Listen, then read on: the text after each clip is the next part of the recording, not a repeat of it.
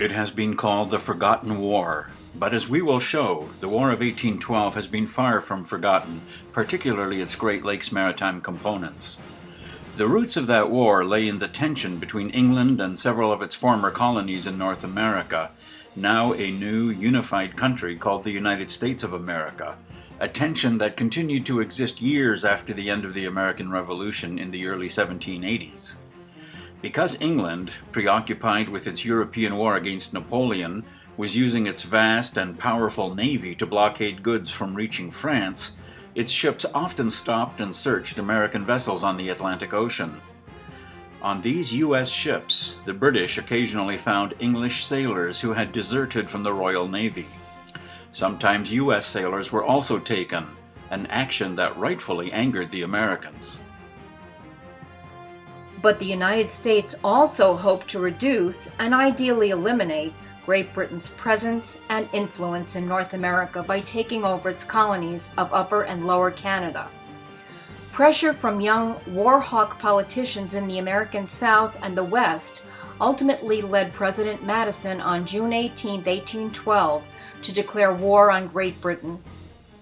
Former President Thomas Jefferson offered the assurance that any conquest of Canada would be, quote, a mere matter of marching, unquote. Many in the USA felt that the colonists of Upper Canada, which is present-day Ontario, having settled there originally from the United States, would welcome the invading American forces as brothers and gladly join their cause. Flushed with the recent success of the American Revolution and full of patriotic fervor, the Americans believed that the Canadians would also feel that independence was preferable to being British colonies. But that was not the case. Most of the former American residents in Upper Canada moved there because they wanted to remain loyal to Great Britain. Even before Madison declared war on Great Britain, tensions existed on the Great Lakes between the two nations, and preparations for a possible war were definitely being made by 1811 on both sides of the lakes. Nearly every American town or fort in the Great Lakes region had a Canadian counterpart just across the border. The fact that they had very few ships between them did not ease the tension. Because the USA had only one Navy vessel on Lake Ontario, namely the 16-gun brig named the Oneida, officers had made a list of U.S. merchant ships that could be pressed into service on that lake in case of war. That list included the schooner Diana, later renamed the Hamilton. The British Navy, represented by the Provincial Marine on the Great Lakes, had 3 schooners on Lake Ontario in 1812, all of them at Kingston. They were the huge 23-gun Royal George and the smaller schooners Earl of Moira with 14 guns and the Duke of Gloucester, which was badly in need of replacement. On June 5, 1812, 2 weeks before war was declared, the British merchant schooner named the Lord Nelson was confiscated on the U.S. side of Lake Ontario on suspicion of smuggling while it was on its way to Newark, today's Niagara-on-the-Lake. Taken to Sackett's Harbor, New York, the ship was immediately armed with cannons and renamed the Scourge. The family that originally owned this ship sued the U.S. government for its loss, eventually receiving $5,000, plus 93 years' worth of interest in the early 1900s. On the Great Lakes, the first action in the War of 1812 occurred on July 3rd that year, 2 weeks after Madison signed the declaration of war. A small American schooner named the Cuyahoga Packet, its captain and crew not yet aware that a state of war existed between the United States and Great Britain, was boarded and taken over by British sailors in a rowboat from the schooner General Hunter out of Fort Malden on the Detroit River. On board the Cuyahoga Packet, the British found documents from General William Hull, commander of the American fort at Detroit just across the river, pointing to a planned invasion of Upper Canada. The documents also revealed Hull's growing fear of facing Indians in battle, vital information that Brock later used in developing his strategy to take Fort Detroit. The captured Cuyahoga Packet became a British transport vessel renamed the Miami. First Nation people, or Native Americans, were being forced off their lands by U.S. colonists who were settling in increasing numbers just south and west of Lake Erie. Britain, unlike the USA, supported the idea of an Indian state in the Ohio Valley, one reason being that it would create a buffer zone between Upper Canada and the USA. Since most First Nation tribes were allied with Great Britain, the Americans blamed the British for native hostilities in the Ohio Valley, thus finding yet another reason to remove Britain from Canada. The possibility of being scalped became the unshakable nightmare of every American living on the frontier. The war chief Tecumseh had attempted to unite the Indian tribes into a strong confederacy to resist the advancing Americans, but an increasing tide of settlers flooded the Great Lakes region. Tecumseh's followers felt their futures looked better with the British. On July 12, 1812, General William Hull, a veteran of the Revolutionary War and commander of Fort Detroit, and several hundred of his soldiers crossed the Detroit River in small boats and occupied the Upper Canada town of Sandwich. Windsor did not yet exist.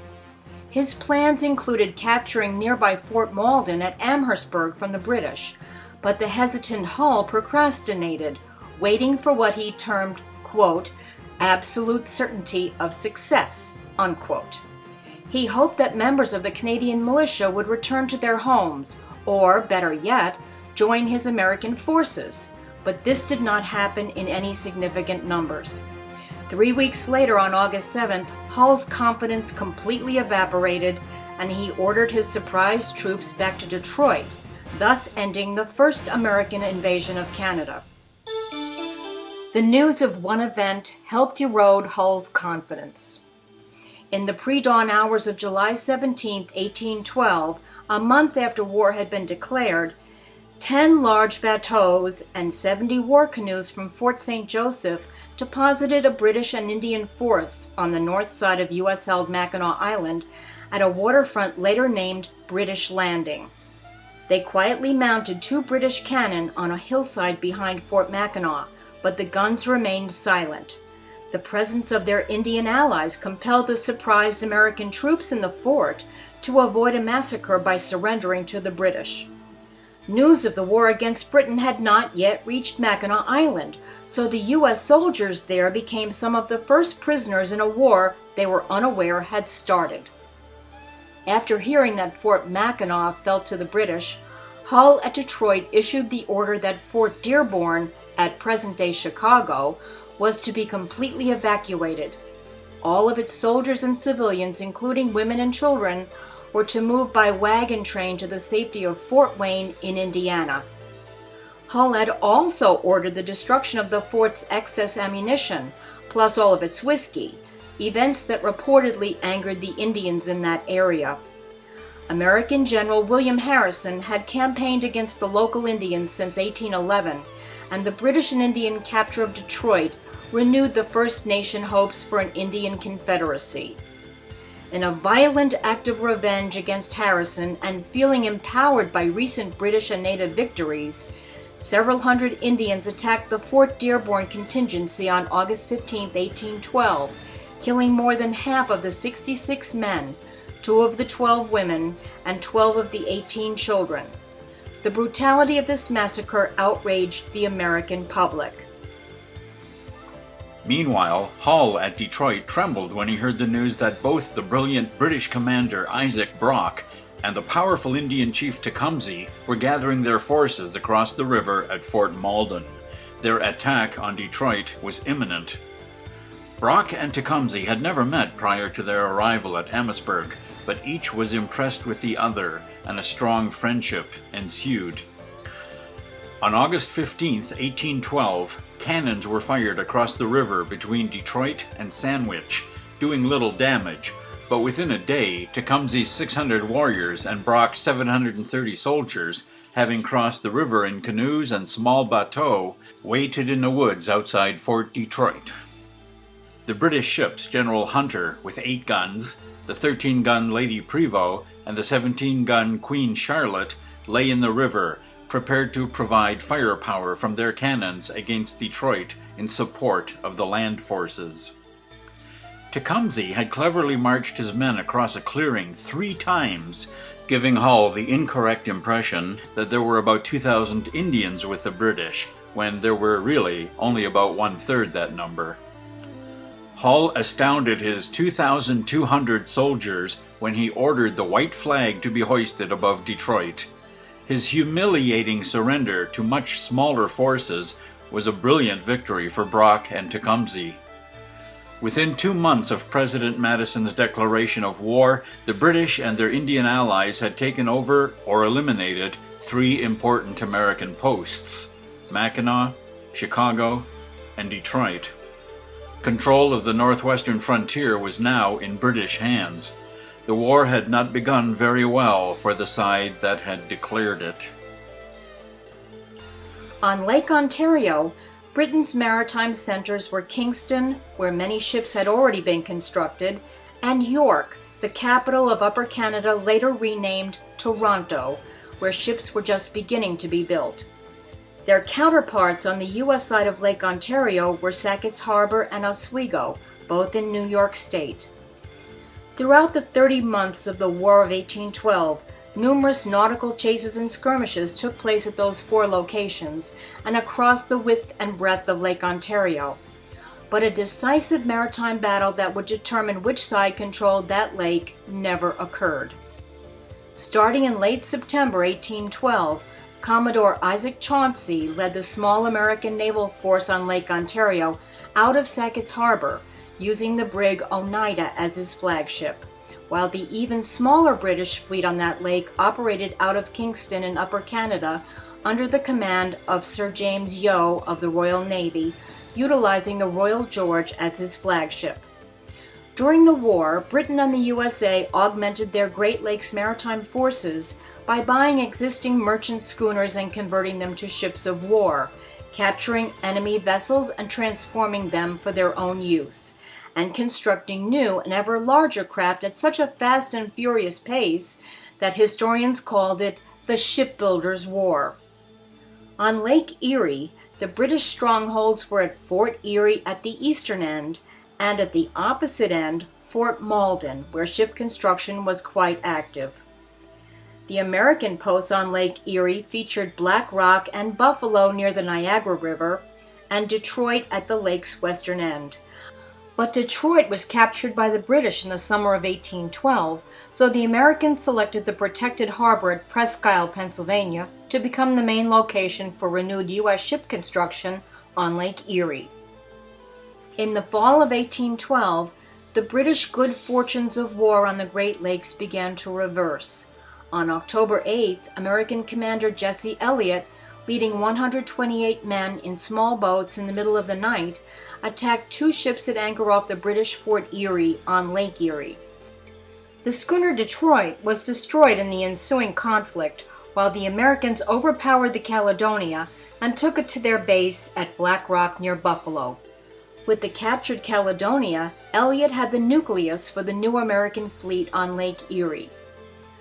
5 days later, on October 13th, American forces using small boats crossed the Niagara River from Lewiston, New York to the town of Queenston in Upper Canada, and managed to climb the hill overlooking the town, gaining a significant military advantage. In the ensuing Battle of Queenston Heights, General Brock, the golden boy of the British military forces on the Great Lakes, was killed.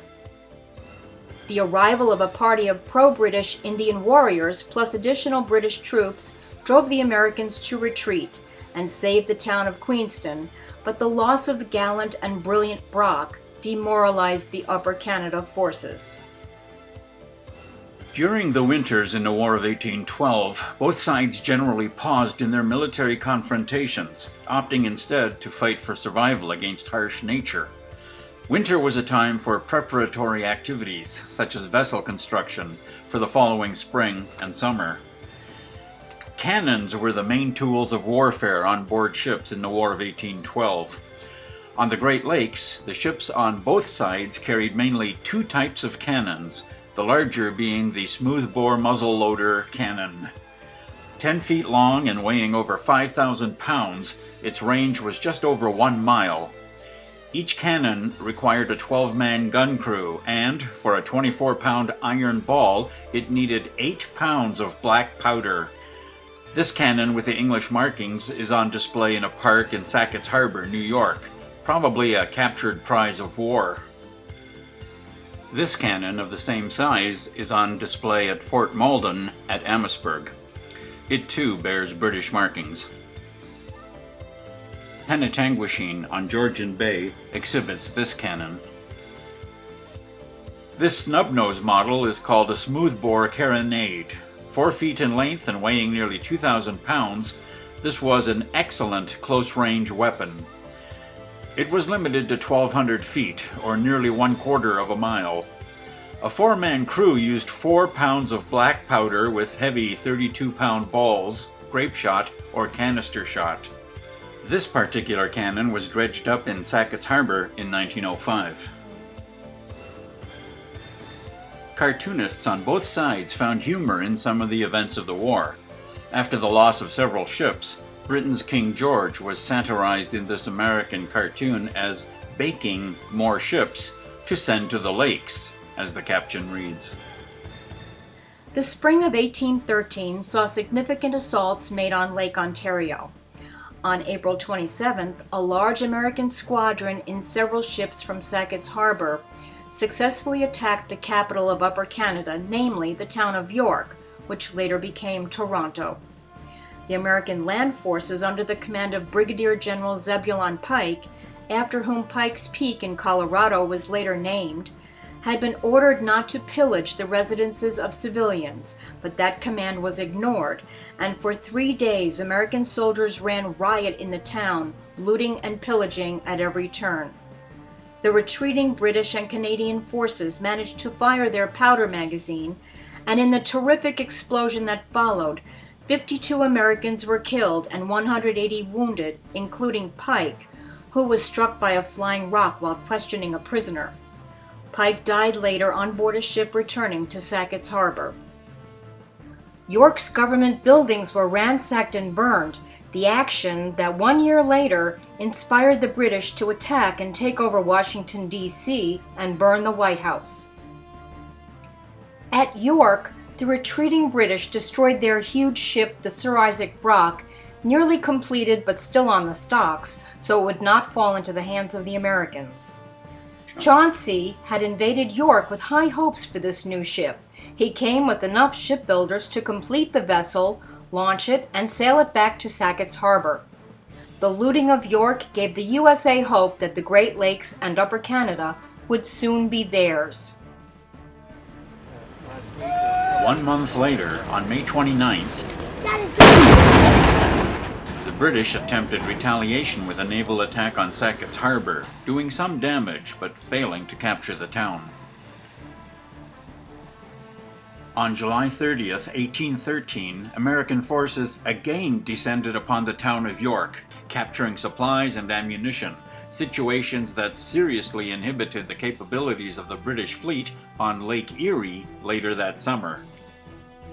10 days later, American forces had a setback on Lake Ontario when, on August 8, 1813, a violent storm struck their fleet, sinking 2 shallow draft vessels, the Hamilton and the Scourge, which had been overweighted with additional cannons on their decks.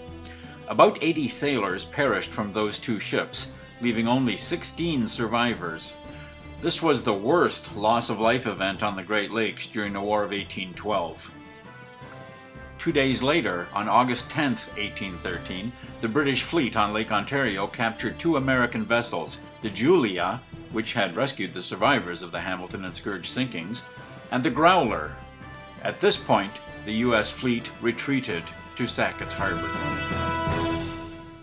In the summer of 1813 on Lake Erie, Captain Oliver Hazard Perry was energetically overseeing the construction of a U.S. fleet being built by skilled ship's carpenters under Noah Brown and Daniel Dobbins, and by September, Perry had 9 vessels under his command. Lake Erie's British squadron commander, Lieutenant Robert Barclay, in his mid-20s like Perry, commanded 6 ships. Both Lake Erie commanders lacked skilled sailors to operate their ships, and the small British fleet also had to operate without proper-sized cannons and other supplies that had failed to reach them after the American capture and looting of York. The two fleets met on the open waters of western Lake Erie on September 10, 1813, Perry having sailed out of Put-in Bay, Ohio, and Barclay's ships having departed from Fort Malden on the Detroit River. Although the 6 British ships had more cannons than the 9 American vessels, their sizes were smaller, and many of them were older and often faulty weapons from Fort Malden. Barclay's ships were capable of throwing a broadside of only 459 pounds, as opposed to Perry's cannon capability of 936 pounds. Initially, Barclay's ships hit the Americans with strong firepower, which nearly destroyed Perry's flagship, the Lawrence. In fact, so much damage was done to the Lawrence that Perry took down his American flag and had some of his least injured men row him to the other large ship in his fleet, the Niagara.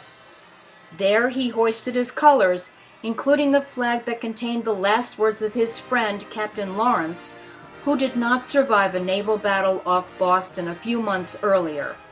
Those inspiring words were, "Don't give up the ship." The opposing squadrons maneuvered for several hours, firing regularly upon each other, before the wind shifted in Perry's favor. By late afternoon, the American forces proved victorious and took Barclay's captured ships back to Put-in Bay. Perry announced his victory to General Harrison in this now famous short message. Quote, "We have met the enemy and they are ours. 2 ships, 2 brigs, 1 schooner, and 1 sloop." End quote. The several dozen sailors from both sides who died on the ships were buried at sea in Lake Erie, while all of the ship's officers were buried together at Put-in Bay. Perry himself supported the wounded Barclay during these burials. The Battle of Lake Erie, with 68 lives lost, 27 from the U.S. side and 41 from the British, was the second greatest loss of life event on the Great Lakes during the War of 1812. Perry had won a brilliant naval victory, and Barclay had suffered an honorable defeat. The results of Perry's victory were far-reaching. The Americans now had control of Lake Erie. Detroit and Fort Malden were abandoned by the British under General Proctor, and after having taken back Detroit, General Harrison pursued the British forces as they retreated up the valley of the Thames River. In his flight from the Americans, Proctor's army had 5 small schooners laden with supplies. When they reached the point in the Thames River, just above Chatham, when it became dangerously close to not being navigable, Proctor had time to order 3 of his vessels set on fire so they would not fall into enemy hands. His 5 small ships were the General Myers, the Miami, the Mary, the Ellen, and the Eliza. The American forces caught up with the fleeing British and Indians at Moravian Town, where a battle ensued. The fighting Kentuckians were tough guerrilla fighters trained in the backwoods, and they won a solid victory. But not before Tecumseh, the Indian chief, was slain. With him, sadly, died the dream of an Indian confederacy. The political cartoonists really gave it to old King George this time for his loss at the Battle of Lake Erie. But it was short-lived, for both sides continued to alternate wins and losses in the Great Lakes. 3 months after the Battle of Lake Erie, the British captured Fort Niagara and burned the American towns of Lewiston, Black Rock, and Buffalo, destroying, on December 30th, 1813, the U.S. Navy Yard and the ships named the Chippewa, the Ariel, the Little Belt, and the Trip. The storming of Fort Oswego by the British fleet on May 6, 1814, destroyed American stores and delayed the equipping of the U.S. fleet at Sackett's Harbor. This was paid back a week later when American forces raided Port Dover on Lake Erie. 1 British vessel remained on the remote Upper Great Lakes working as a supply ship to Fort Mackinac, the schooner Nancy. In mid-August 1814, the Nancy hid up the Nottawasaga River on Georgian Bay when pursued by the American ships Niagara, Scorpion, and Tigris. The pursued vessel was purposely dynamited so as not to fall into enemy hands. The race to build increasingly larger ships on Lake Ontario went further in 1814 than anyone had ever expected. At Kingston, the British frigate St. Lawrence, sporting 3 gun levels for its 120 cannon, was larger than Nelson's ship Victory at Trafalgar or the USS Constitution at Boston.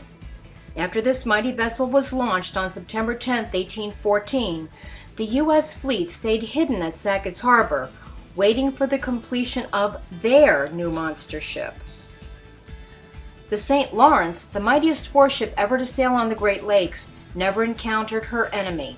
However, when lightning struck the ship in October 1813 on Lake Ontario, 7 sailors died and 22 others were injured. The American Colossus, about the same size as the St. Lawrence and named the New Orleans, was never completed and launched because the War of 1812 came to an end. The War of 1812 ended in late December 1814 when the Treaty of Ghent was signed in Europe.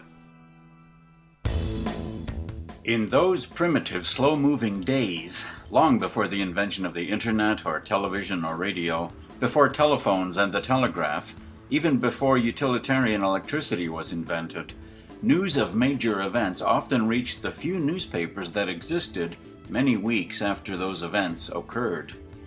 But the War of 1812 news arrived at newspaper offices faster than ever before because of the invention of the steamboat and the rise of commercial steam traffic on the Hudson and St. Lawrence rivers as early as 1807. The question arises, why didn't someone invent a war steamboat that could cruise circles around those slow sailing ships used in the War of 1812? Robert Fulton, given credit for building the first successful passenger steamers, devised a war steamship before the War of 1812 began, but it failed its test under the watchful eyes of U.S. Navy officers. The main problem was the delicate nature of the steamer's propulsion system, namely the large paddle wheel and its exposure to enemy gunfire. The propeller was not invented until 1840. Fulton returned to the drawing board, and the U.S. Congress in early 1814 approved the construction of his new design. Launched in October 1814, Fulton's ship, which he named the Demologos, meaning voice of the people, placed the vulnerable paddle wheel in the middle between 2 very thick wooden hulls, basically a catamaran, that protected it. This 165-foot-long ship, armed with 30 large cannons to guard New York City harbor against British attack, never fired a shot because the war ended a few weeks after its launch. Ironically, Fulton died a short time later, and Demologos was renamed Fulton I. The first steam-powered warship remained in the harbor, serving as a floating barracks in Brooklyn until June 4, 1829, when an accidental gunpowder explosion on board killed several soldiers and destroyed the ship. When the War of 1812 ended, there was the problem of what to do with the many ships of war that had been built on the Great Lakes. The ships that were not sold immediately to become merchant vessels were often placed in a state called in ordinary, with housings built over the top of them to store military supplies and house soldiers. This is the USS Constitution, or Old Ironsides, after the War of 1812 at Boston. The same type of housing was constructed on top of several ships of war at Kingston Harbor on Lake Ontario. Often, this was how those vessels ended their careers, as a stationary barracks before falling into decay and sinking in place.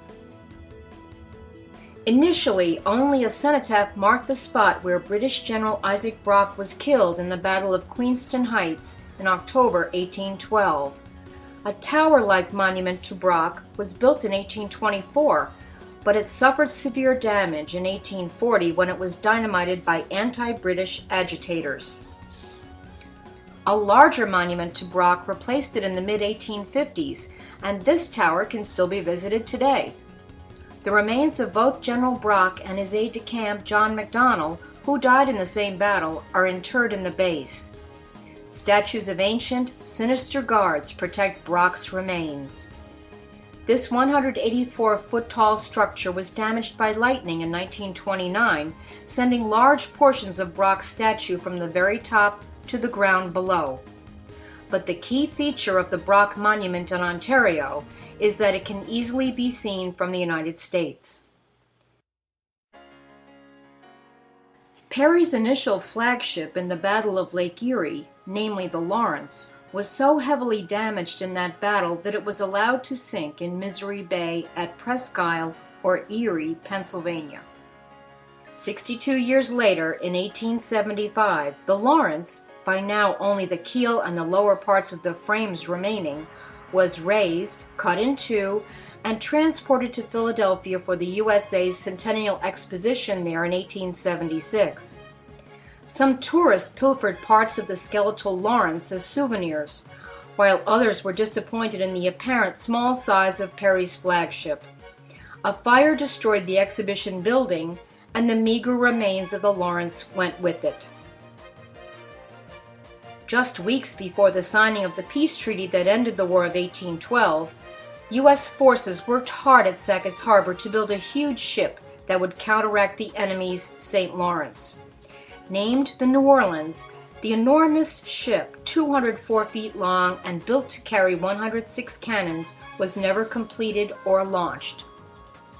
In 1815, a large barn was built over the top of the New Orleans to protect it from the elements, and there it sat, decade after decade after decade, with tourists occasionally paying money to be allowed to walk the length of this vessel inside its hull. On September 24, 1883, 69 years after it was built, the New Orleans was sold to a Mr. Wilkinson of Syracuse, New York, and when dismantling of this gargantuan hull began in February 1884, the ship collapsed, killing one man. The several small ships that the retreating British General Henry Proctor ordered burned and scuttled in October of 1813 lay forgotten in the narrow Thames River near Chatham, Ontario, for nearly 90 years. In the late 1800s, the construction of a railroad bridge changed the angle of the river's current, and lumber hookers, searching for valuable sunken logs, discovered one of those War of 1812 shipwrecks after water swept away mud and silt, uncovering it. The shipwreck was raised in 1901, and much media excitement mounted over the recovery of this vessel and its War of 1812 contents.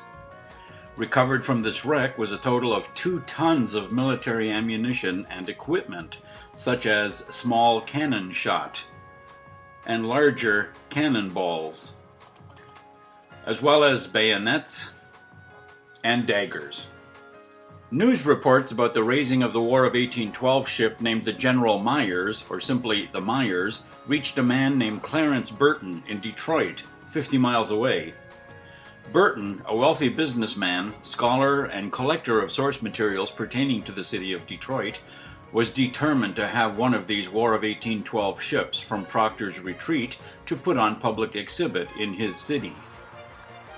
Meanwhile, the Myers was displayed in Chatham's Tecumseh Park. In 1905, Burton led a steamship with a hard hat diver from Detroit up the Thames River as an exploring party to locate one of the remaining sunken ships, an invasive action which prompted loud and considerable response from local citizens as well as from politicians in Ottawa, Canada's capital city. Muskets found on the Myers had been made in Connecticut. Proof enough, Burton argued, that these ships carried arms taken from Detroit, so they belonged to Detroit. But that argument failed. As a final resort, Burton revealed that he had found records to prove that chests of silver had been placed on the remaining sunken ships, and he was legally entitled to file salvage rights. In the end, Burton lost his war with Canadian bureaucracy. About a dozen years later, Burton was, in a way, avenged. No shelter had been constructed for the Myers in that park at Chatham, and no conservation of the wood had been attempted. Tourists walked away with pieces of the old shipwreck as souvenirs, and, over time, the wood itself, exposed to air after being submerged in water for so many years, began to seriously deteriorate. Items were quickly carved from the remaining good wood, items such as walking canes, large sugar bowls, ornamental keys, and even the frame of a sofa. Then the dry rotted remains of the rest of the shipwreck were hauled away to the local dump. Modern researchers suggest that the General Myers might actually have been the Miami, based upon the size of the vessels. Regardless of the difficulty in positive identification, the remains of more War of 1812 ships continue to lie, to this day, in the Thames River just upstream from Chatham. The year 1913 marked the centennial of the Battle of Lake Erie and Commodore Oliver Hazard Perry's victory, an event celebrated on the American side much more so than on the Canadian one. Special centennial postcards were printed in the USA to mark Perry's victory. Various artistic reinterpretations of Perry's transfer in a rowboat from his battle-damaged flagship Lawrence to the virtually unscathed Niagara appeared. One made him appear like an opera singer, while another seemed to question his navigational skills. A variety of postal first-day covers appeared, and new patriotic songs were made available in sheet music format. Spectacular fireworks filled the skies along the length of the American side of Lake Erie. But one of the two large 1913 centennial projects was the building of the 352-foot-high Perry Monument at Put-in-Bay, Ohio. The remains of the Battle of Lake Erie officers buried at Put-in-Bay were transferred inside the new monument. Sandusky, Ohio started to advertise itself as the gateway to Perryland, with the towering new monument the main goal. The view from atop the Perry Monument is unparalleled in Lake Erie's scenic beauty. But the key feature of the Perry Monument in Ohio is that it can easily be seen from the Canadian side of the lake. The other large centennial project in 1913 involved the brig Niagara, which had served as Perry's relief flagship at the Battle of Lake Erie. Also eventually abandoned after the War of 1812 and allowed to sink to the bottom of Misery Bay at Erie, Pennsylvania, the Niagara was carefully raised on March 6, 1913 for a planned rebuilding. Her upper works and cabins were gone, long ago broken off by nature, but about two-thirds of the hull was still in fair condition, and on her port side, the old gun ports still showed. 3 months later, on June 7, 1913, the hastily restored ship was relaunched into Erie Bay.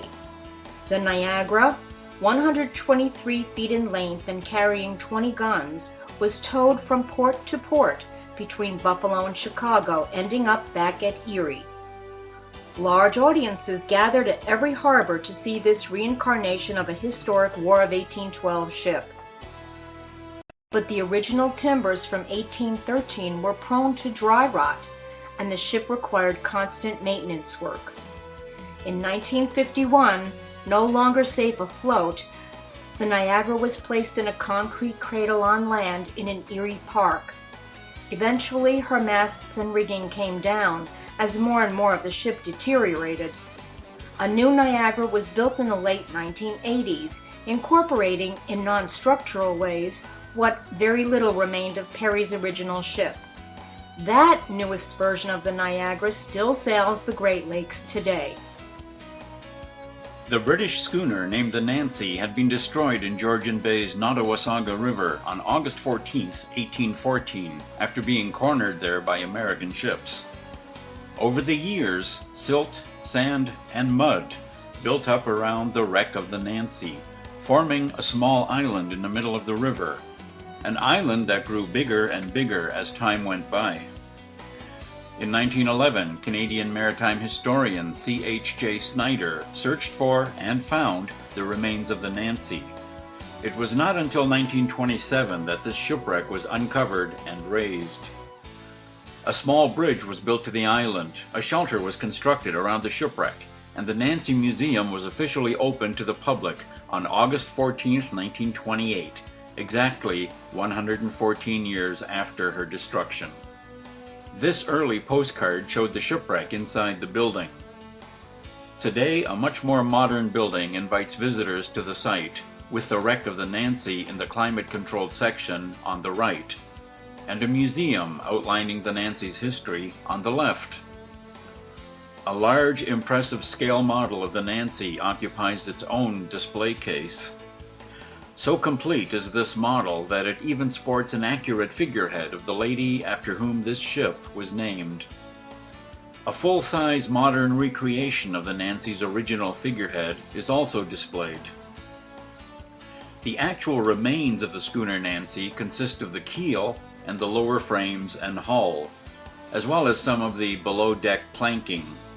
The 80-foot-long Nancy was actually built at Detroit in 1789, long before the War of 1812 started, transported furs for the Northwest Company, and was requisitioned by the British when the war broke out. The Nancy's builder wrote that, quote, "The schooner will be a perfect masterpiece of workmanship and beauty. The expense to us will be great, but there will be the satisfaction of her being strong and very durable," unquote. The ship was built of oak and red cedar. Construction techniques of more than 200 years ago can be studied and appreciated at the Nancy Museum, one of only 2 shipwreck museums in the entire Great Lakes. In 1953, the aging Great Lakes maritime historian C.H.J. Snyder, on the left, took part in the recovery from Georgian Bay of a ship thought to be the Scorpion, which had been used during the War of 1812. Further study proved that it was more likely the remains of the Tecumseh, which had been constructed by the British just after the War of 1812. Those ancient remains can be seen today under protective housing at Discovery Harbor, a reconstructed circa War of 1812 fort at Penetanguishene. Many of the cannons that Perry used in his victorious battle of Lake Erie were exhibited in various cities, 2 of them in downtown Detroit in the early 1900s. Today, those cannons can be seen just outside Detroit's Dawson Marine Museum on Belle Isle in the Detroit River. In the summer of 1987, 3 cannons were raised from the Detroit side of the river just off Cobo Hall, and they were displayed inside Detroit's Dawson Marine Museum. These cannons are believed to have been dumped into the river by the retreating General Proctor when his forces abandoned Fort Detroit to the Americans after the British defeat at the Battle of Lake Erie.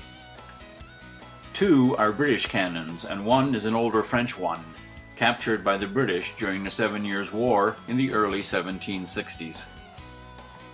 The British vessel named the General Hunter, of which this fine model is displayed at Fort Malden, was captured by the Americans and, after the war, used in their merchant marine before stranding and becoming a shipwreck on Lake Huron on August 19, 1816.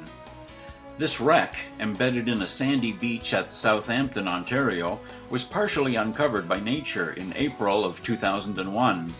A huge archaeological excavation took place in 2004. These images, on display in a Bruce County museum near the site, show some of the recovered and restored artifacts, including a War of 1812 bayonet, and a small cannon that had been left on board, a highly unusual artifact for any merchant vessel to be carrying. The shipwreck itself was reburied in the sand for natural conservation. A War of 1812 ship named the Caledonia, built at Amherstburg in 1807 but taken over by the Americans during the war, supposedly sank in Lake Erie in the 1830s when it was once again a merchant ship. Controversy arose in 2009 when a private company in Buffalo, New York, applied to the state to raise from 165 feet of New York state waters and exhibit what they claim is the wreck of the Caledonia, which has also been nicknamed Schooner G and the Admiralty Wreck. The state has denied permission. During the War of 1812, Sackett's Harbor was the most active naval and shipbuilding station in the USA, despite the fact that the British and the American navies on Lake Ontario never engaged in a decisive battle for control of the lake. The town today is full of reminders of its role in the War of 1812, including a historic marker commemorating the sailors who carried very heavy nautical equipment 20 miles overland to avoid the risk of it being captured on the lake by a British vessel. After the war, many of the American ships on Lake Ontario found themselves sitting idly in Sackett's Harbor and were eventually abandoned there. To this day, it is uncertain exactly how many of these vessels became permanent residents of the ship's boneyard at this historic harbor. One vessel with certainty has been identified as being there, namely the brig Jefferson, a 117-foot-long, 20-gun ship, as seen in this early 1900s photo. Anglers in Sackett's Harbor today may very well be casting their fishing lines across abandoned and sunk War of 1812 shipwrecks. A sailor named Ned Myers was one of the few survivors of the Hamilton and the Scourge sinkings in the War of 1812. 30 years later, Myers recounted his experiences to an old friend and former shipmate named James Fenimore Cooper. Cooper, by then a successful romantic novelist best known for his stories about frontier life in upstate New York in the 1700s, wrote a book about Ned Myers' life and included details about the ships that sank, information which, 130 years later, proved quite useful. The search for the Hamilton and the Scourge, both lost in a Lake Ontario storm in the summer of 1813 with great loss of life, began in 1972 by a dentist named Daniel Nelson from St. Catharines, Ontario. In late 1974, two shipwrecks were located close to one another in deep water. Subsequent examination proved them to be the Hamilton and the Scourge, both in pristine condition. It was the incredibly preserved state of these two wooden ships that led Robert Ballard in 1990, 5 years after he found the wreck of the Titanic, to develop Project Jason, which used advanced technology to bring in real time television views of the Hamilton and the Scourge to thousands of school children. A decade earlier, the 1980 Jacques Cousteau expedition to the Great Lakes also sent remote-operated vehicles to the Hamilton and the Scourge to obtain images. But the high-profile attention to these two shipwrecks did not stop there. The National Geographic Society, in their well-known and highly respected publication, printed many of underwater photographer Emery Kristoff's amazing images of these two shipwrecks. The city of Hamilton, Ontario requested and received permission from the U.S. military to take over ownership of the Hamilton and the Scourge, with hopes of eventually raising the vessels and exhibiting them in a huge public aquarium in that city. This side-scan sonar image of the Hamilton shows how it rests in 289 feet of Lake Ontario water, while this sector scan sonar image provides exact to-scale measurements without a human being having to enter the water. The stern of this War of 1812 shipwreck shows the large windows from which some of the survivors jumped. Unfortunately, invasive species such as zebra and quagga mussels have reached those depths, as this encrusted cannon clearly indicates. A cathead is a wooden arm at a ship's bow that held the top of an anchor close to the ship, keeping it ready for dropping at a moment's notice. The face of a cat was actually carved into the end of a ship's cathead by some ambitious builder or sailor. One of the predominant features of this wreck is the figurehead of the Greek goddess Diana. Diana was the Hamilton's original name before the ship was purchased by the U.S. Navy in October 1812 for use on Lake Ontario. Future technology, capable of penetrating deep into the holds of these delicate ships without doing any damage, will someday reveal more wonders of history to the world. The figurehead of the other shipwreck, the Scourge, is of Lord Nelson, which was the ship's original name before the vessel was confiscated by the Americans and renamed. It is easy to see why these two precious shipwrecks have now been declared by the Ontario government to be strictly off limits to scuba divers and any submersible equipment. Numerous historic communities around the Great Lakes today display public reminders of their part in the War of 1812. Oswego, New York, on Lake Ontario, takes pride in maintaining its Fort Oswego as a museum open to the public. At the mouth of the Niagara River, where it empties into Lake Ontario, Fort Niagara on the American side remains a National Historic Site, operating as a museum today. Just across the river on the Canadian side sits Fort George, which is also a popular historic site and museum. The old town of Newark, Ontario, today called Niagara-on-the-Lake, is proud of its strong heritage. During the War of 1812, American forces destroyed the 1804 lighthouse there, which was the very first lighthouse ever built on the Great Lakes, and its rubble was used in the construction of Fort Mississauga at Niagara-on-the-Lake. At the head of the Niagara River, Fort Erie on the Canadian side is maintained as a popular historical attraction. The restored Fort Malden at Amherstburg on the Detroit River enjoys many visitors today, and the Navy Yard at Amherstburg, which saw the construction of so many of the ships used in the War of 1812, is a popular park and the site of regular historic reenactments. At Windsor, Ontario, a cairn and historic plaque mark the capture of Detroit by Brock and Tecumseh and their forces at the start of the War of 1812. Right in the center of Windsor, the historic Bobby House, used in the War of 1812 by various commanders as their headquarters, remains open today as the city's museum. The town of Sandwich, by far the oldest and most historic part of the present-day city of Windsor, displays its pride in its historic roots in a series of large murals painted onto numerous historic buildings, and by the naming of several of its streets after War of 1812 heroes. This structure was a private residence that Brock used as his headquarters in Sandwich during the war. It remains a protected landmark today, conserved so that future generations will also be able to enjoy it.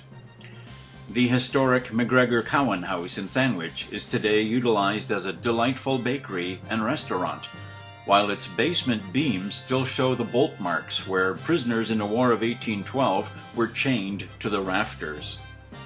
Kingston, Ontario, 200 years ago the major British shipbuilding site on the Great Lakes, today retains its charming historic qualities, and those include the remains of several War of 1812 ships.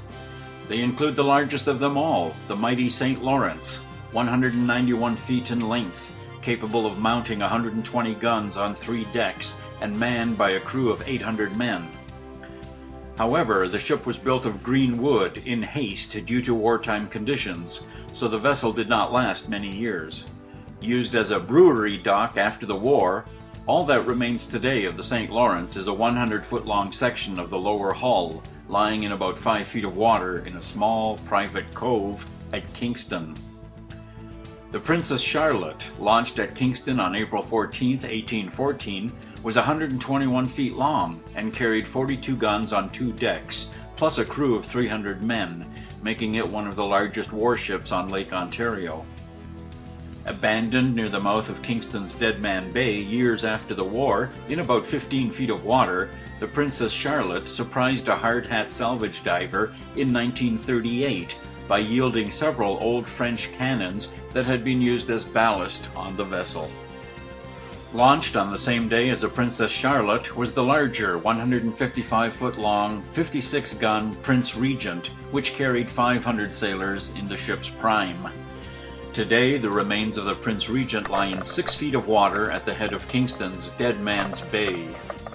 Unlike the reduced wreckage of the larger St. Lawrence, the full length of the Prince Regent's keel and frames remain at the site, but approximately 180 years of exposure to winds, waves, and ice have caused the decks and sides of the hull to break off and drift away in slow natural destruction. The Prince Regent is a popular snorkeling site, lying in very shallow water just off the sandy beach of a public park. Although this ship looked quite majestic at one time, with its 3 masts and double decks of cannons, today only a bare skeleton remains in place, with the ship's bones held together by numerous bolts and nails that are becoming increasingly fragile with age. The steps, or openings, where the 3 masts were secured to the keel at the bottom of the ship remain identifiable. The stern post at the western end of the wreck remains easily recognizable, and attached to it are some iron fittings that held the ship's rudder in place.